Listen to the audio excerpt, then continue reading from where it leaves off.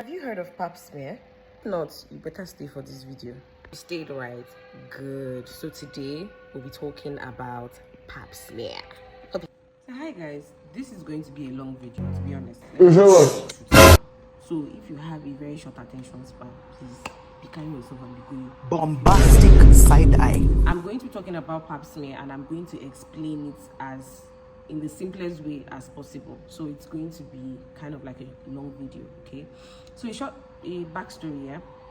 I had my Pap Smear done like 3-4 months ago, and thereafter I went to a salon to make my hair, and I was like, well, let me ask this lady, do they have any idea of what Pap Smear is? And I asked them, I was like, have you guys heard of Pap Smear, or like have you guys done Pap Smear?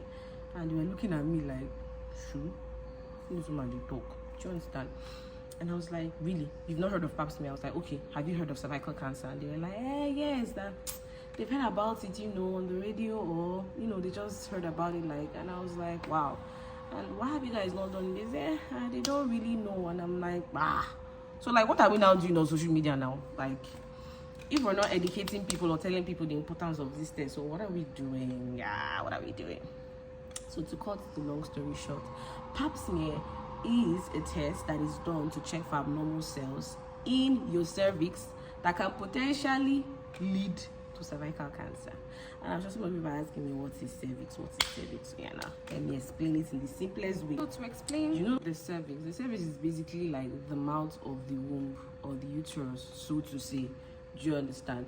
It's almost like the same function that your mouth. You eat through your mouth, food goes in, it closes back, because if your mouth doesn't close, the food will spill out. You understand? So that's basically like the cervix is like the mouth of the womb. Yes, that basically carries the baby or houses the baby. Okay, so when abnormal cells start to grow on that cervix, it's like a round thick rubber band. Okay, a round thick rubber band. So when abnormal cells starts to grow there, that's a problem, and that's what Pap Smear is for.